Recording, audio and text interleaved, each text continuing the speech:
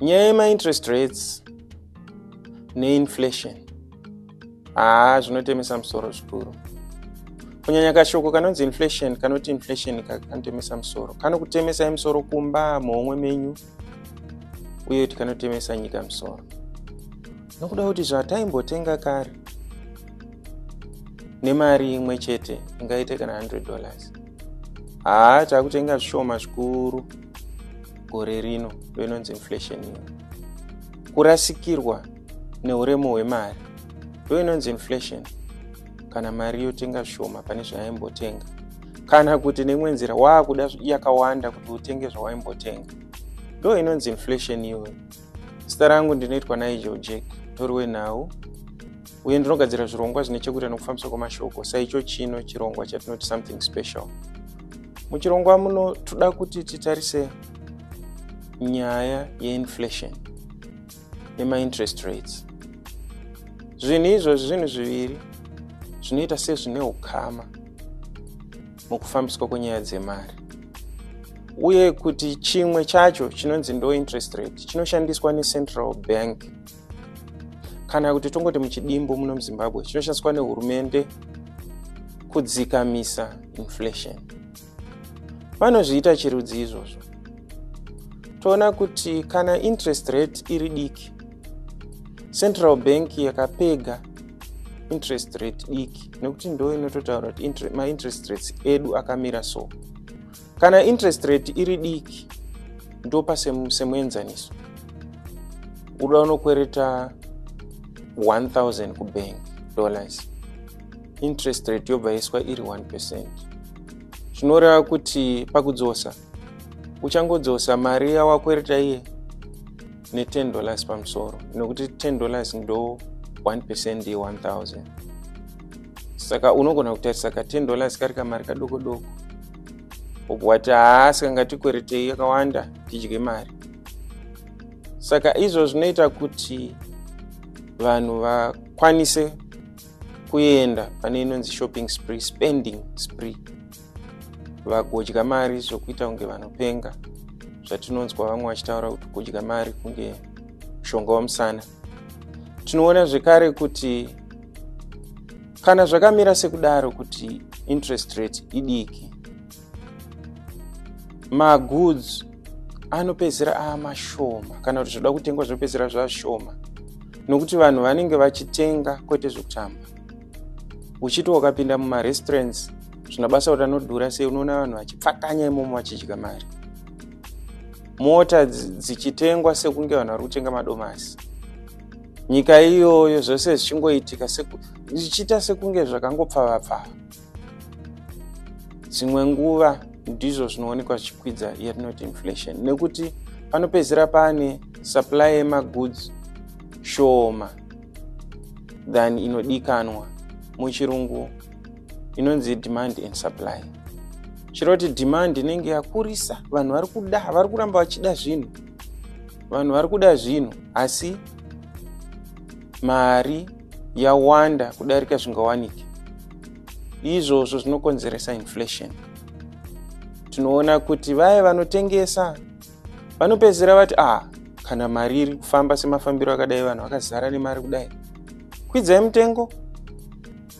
Kana chingwa chaachita $1 chinonzi achiite $10, $20, nokuti vanhu vanongoramba vachingotenga, mari iri kufamba, vari kukwereta nemari iri pasi-pasi, interest rate yacho iri pasi-pasi. Saka vanongoti ngatikweretei tozodzosa imi. Iye tinoona kuti kana interest rate iri pasi kudaro, iwo unongoti zviri nani kuti tidye mari pane kuti ndiiseve, kana kuda kuedza kukweresa mumwe munhu, nokuti kana ndakamukweresa andidzosereka mari kadoko-doko daro panguva yese, ngatidye mari chete. Saka tinoona kuti zvinokanganisa demand and supply, popedzera paitika inonzi inflation, kurirasikirwa neuremu hwemari munyika, chinhu chinotyisa zvikuru. Tinoona kuti nerimwe divi, kana Central Bank yaningangoti muchidimbo government yakati iyo interest rate yedu toda kuikwidza, ndombopa semuenzaniso kunyangwe zvaisingazokwira kusvika ikoko, nokuti yakakwira kudaro dzimwe nguva vanhu vanobva zvanyanya. tomboti pamwe interest rate yeiswa pa 10%, zvichireva kuti kana uri kukwereta $1,000 unodzosa $1,100. Vanhu vanoti mari yakudhura kukwereta kana kuti kunotora kubva kubhanga, uye kuti kana ude kukweretesa munhu vanhu havakukwereta vachiti interest rate yacho yakakurisa. Saka izvo zvinoita kuti vanhu vararame nezvavanazvo. Vanhu vanotanga kusevha, vanhu vanotanga kusamhanya munyika, kungomhanya vachingotenga kunge vanopenga. Izvozvo kana zvaitika kuti zvadzikama kudaro, tinoona kuti hurumende inenge yakontrola inflation, zvikura kuti demand and supply zvabalance, hapasisina kushota kwezvinhu munyika. Tinoona kuti saizvozvo munyika makadzikama. Chimbofungai makore apfuura aya yataiti 2008 kutyisa kwaita gore iroro. Saka tinoona kuti ndo inenge ichinzi inflation. Inflation haisi shoko rinoshamisira zvikuru nokuti zvakatanga kare. Pakatoitika inflation kakawanda, even nyika huru dzinenge ana America. Tinoona kuti kwakaitika inflation kuna 1920, 21 kwakaitika inflation. Tinoona kuti takazoona ana Great Depression chaiona 1929, toona tichienda mberi kuti even Venezuela, nyika dziri kudhuze kuna na Brazil, toriwo muinflation inotyisa.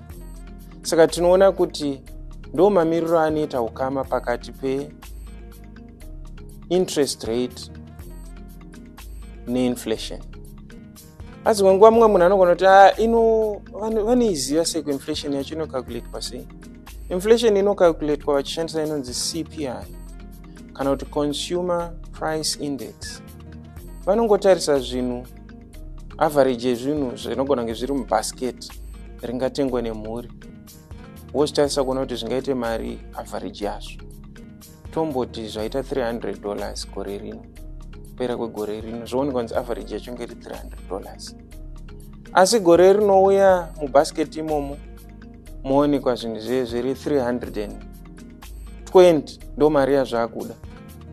Saka kuti vacalculate inflation vanoti 320 divided by yegore rino iyo 300 wo multiply na 100, vanobva vaona kukwira kuri kuitika pana weinflation pagore. Saka tinoona kuti ndo macalculator anoita inflation, uye kuti zvinhu zvavanocalculata zvemubasket muye zvinowanikwa zviri mumabasket kana kuti mabandiko angasvikewo masere 8 groups dzavanotarisa zviziva. Vanovanotasa kuti kuona kuti magetsi, zvinenge magetsi, maamenities akamira sei, woona mabasics, aite chikafu zvakamira sei, hembe dzingamire sei, nezvimwe zvavangati maluxury goods svika zvakwana zvisere, ndo zvinowanika mubasket iroro rinoshandiswa kumeasure CPI. Pakupedzisira, hama neshamwari, ngatisubscribe pano pa Something Special, tirambe tichikurudzirana panhau dzemari, uye kuti tokomendawo, tinoda makoments enyu kuti tizive kuti tiri kuenda kupi, zvinhu zviri kufamba zvakanaka here. Molaika, musarekedze kulaika nekupresa notification bell iro kuitira kuti urambe uchiziviswa kana zvirongwa zvabuda. Tinotenda zvikuru, musarege kusubscribe. Tatenda.